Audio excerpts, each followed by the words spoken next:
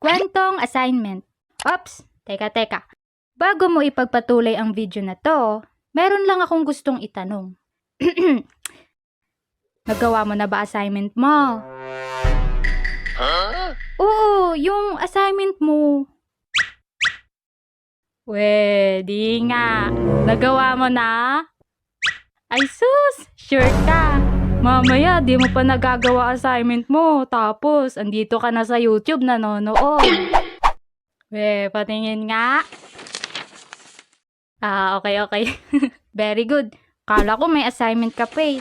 Anyways, kwentong assignment. Lahat naman siguro tayo nabigyan na ng assignment, diba? Mapa-assignment sa school. Class, bukas na po ang pasahan nito ah. Okay po, teacher. Assignment sa trabaho. Dapat ngayong linggo matapos na natin to ha. Yes, boss. Assignment sa bahay. Dapat pag uwi ko, tapos na kayo sa mga gawaing bahay ha. Masusunod, mother. At assignment sa... Teka, ano to? Google Classroom? What? May assignment pa pala ako dito? Due today. Gawin ko na lang yun mamaya. Huwag niyo akong tularan. Kwento ko lang muna sa inyo ngayon yung isa sa mga unforgettable moments ko noong high school ako na may kinalaman syempre sa assignment.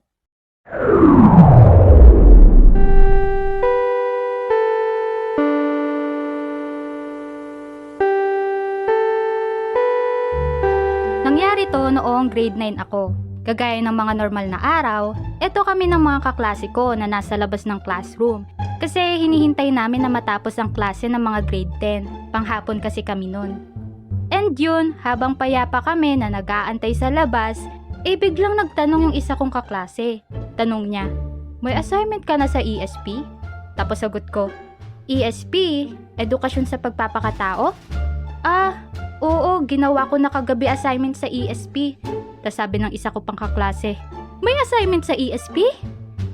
Bago ang araw na yon, binigyan kami ng teacher namin ng assignment na sasagutan at ilalagay sa aming notebook. At itong kaklase kong to, tsaka lang niya na-realize na wala pa pala siyang nagagawa na assignment. Kaya nakiusap siya sa akin noon na, Abi, pwede ko ba mahiram notebook mo? Babalik ko rin agad. Titingin lang ako ng ideya kung paano yung gagawin sa assignment. Ideya?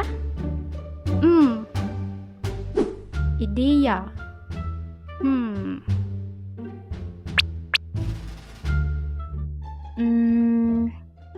Okay, sige. Pinahiram ko sa kanya yung notebook ko nun kasi may tiwala naman ako sa kanya. At saka, base sa aming schedule, pang-5 pa naman yung subject namin na ESP, kaya marami pang time.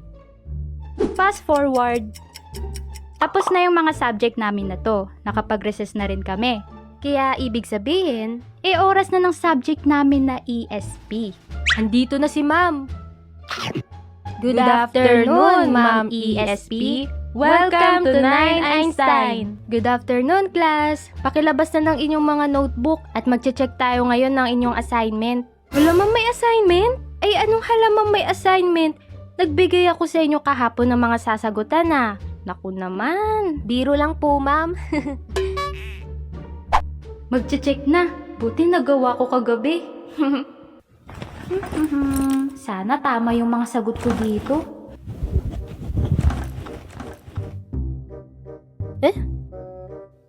Teka, asan na yun?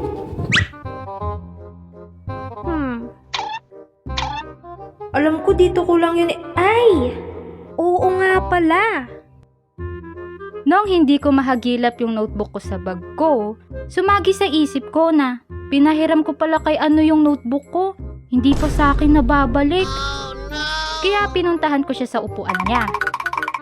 Kaso, nung andun na ako para kunin ang aking notebook, ito ang kanyang sinabi. Ay hala, Abi. Sorry, nakalimutan ko pala sabihin sa'yo kanina. Pinahiram ko kasi kanina kay ano yung notebook mo eh. What? Ano? Bakit mo naman? May titingnan lang daw kasi siya dun sa gawa mo. Hindi pa pala sa'yo nababalik. Tapos sabi ko, hindi pa eh. O sige, kunin ko na lang sa kanya. And then yun, pumunta ako kay para kunin notebook ko. Tas nung tinanong ko na si kung nasa kanya ba ang aking notebook, sinabi niya pinahiram niya rin daw kay Then nung pumunta naman ako kay ang sabi niya, pinahiram niya rin kay Pero nung tinanong ko naman si ang sagot niya, wala raw sa kanya yung hinahanap ko. Hanggang sa na-realize ko na pinagpasapasahan na pala notebook ko. Teka, kung wala kay yung notebook ko at wala rin kay saan naman kaya napunta yun? Okay, class, exchange notebook na with your seatmate. Okay po, ma'am. Pero exchange na raw. Tayo. Ba't nakatayo pa rin si Abby? Hindi ko alam kung nasa na ba napunta yung notebook ko. Kaya ang ginawa ko, bumalik na lang ako sa upuan ko at tinitingnan ang mga kaklase ko na nag-check na ng mga assignment nila. Habang ako, walang chinechikan kasi wala naman akong notebook na i-exchange. Fast forward ulit. Next subject na namin. Di ko maintindihan kung ano ba mararamdaman ko nung mga time na yun. Kasi mukhang nagsasanib puwersa na sinasadness at anger sa loob ko. Malungkot kasi hindi na-checkan yung assignment na pinaghirapan ko. At galit kasi pinagpasapasahan pala notebook ko at hindi man lang nabalik sa akin ang kung sinong huling nakahawak nun. Kaya ayun, dahil sa mixed emotions ko nung mga oras na yun, nagpaalam ako sa teacher namin kung pwede ako mag-CR. Buti at pinayagan naman ako. Pumunta na ako ng CR. At doon,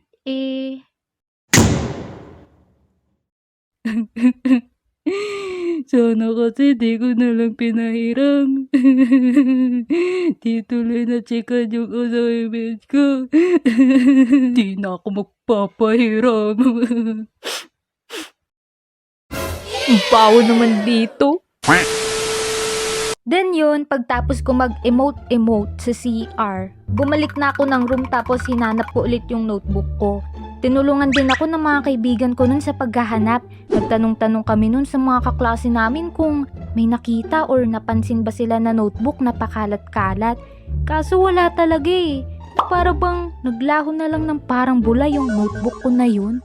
Hanggang sa natapos na lang yung last subject namin at nagsipag-uwian na kaming lahat.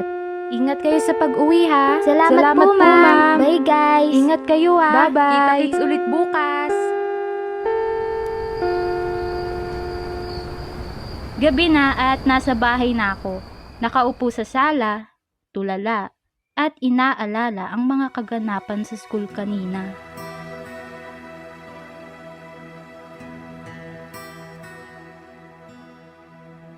Wala nang ESP notebook ko. Sa isang iglap, nawala lahat ng pinaghirapan ko. Magmula ngayon, hindi na ako ulit magpapahiram ng notebook o ng kahit na anong gamit na meron ako. Bahala kayo. Ayoko man, pero ito na ang simula na magiging madamot na. Ano ba yan?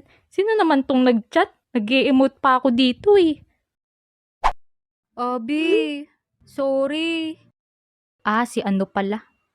Ay, bayaan mo na nga. Nangyari na ang nangyari. Wala namang mangyayaring mabuti kung magagalit pa ako. Mas-stress lang ako lalo. Ay, teka. What if?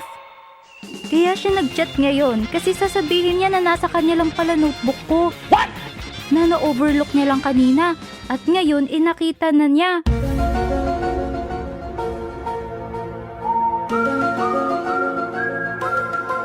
Pero wait, imposible naman. Sabi niya kanina nung tinanong ko siya, wala sa kanya Pero, paano kung na-overlook niya nga lang?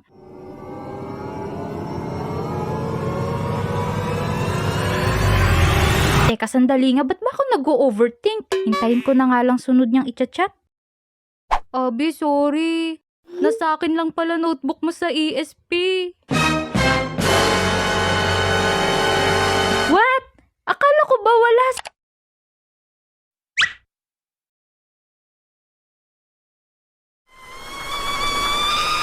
Nasa kanya lang pala yung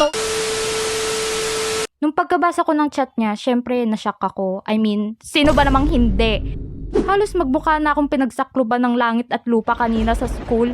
Kakahanap ng notebook na yon, tapos malalaman nasa iyo lang pa. Kaya yun, dahil sa inis na aking nadama noong mga time na yon, Nireplyan ko siya. Sabi ko,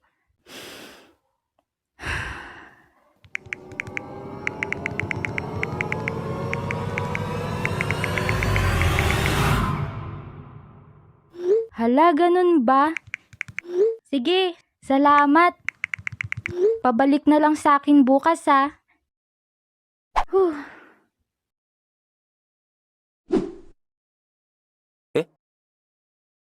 Akala ba namin galit ka? Ewan ko ba? Parang hindi ko kayang magalit sa kanya nung mga time na yun.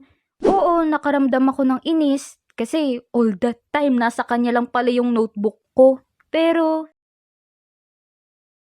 close kasi kami nung classmate ko na yun eh. Isa siya sa mga mababait kong kaklase. Marami na rin kaming pinagsamahan simula pa noong first year namin sa high school. And naisip ko nun, mas matimbang yung mga pinagsamahan namin na yun kaysa dun sa nag-iisang pagkakamali na nagawa niya sa akin nun. Kaya mas pinili ko na lang na hindi siya buhusan ng galit. Naging masaya na lang ako na nahanap na yung nawawala kong notebook. At saka nagsorry naman siya eh. Aware siya sa nagawa niya. Kaya tinanggap ko na lang din ang sorry niya. Kahit na, di tuloy na check ang assignment mo. Ay, going back pala sa assignment ko. Sa pagkakatanda ko, kinolekta din naman ng teacher namin yung mga notebook namin nung mga sumunod na araw. And nung pagkabalik sa amin ng mga notebook, nakita ko na may check na yung gawa ko. Kaya all goods na. Kayo ba? Ano ang kwentong assignment nyo? Isa ba kayo sa mga palaging ready magpasa? Or isa sa mga on the spot gumagawa? So, ano bang moral lesson na matututunan natin sa video na to? Una, kapag ka may binigay sa ating assignment, abay gawin po natin. Yes po, opo. Pero para sa akin, ayos lang naman manghiram ng assignment kung kukuha lang naman ng ideya. Pero dapat, ibalik din agad natin sa may-ari at huwag nang ipasa-pasa sa iba. Another moral lesson pa na gusto kong i-point out dito sa kwento, yung tungkol sa pagpapatawad. Minsan kasi sa buhay, kapag may nagagawa sa ating mali ang kapwa natin, nalilimutan na natin yung ibang mga kabutihan na nagawa nila sa atin. Lalo na kapag pinapangunahan tayo ng galit. Kaya huwag tayo magpapasakop sa galit, okay? Sikapin natin na maging maunawain palagi at maging mapagpatawad.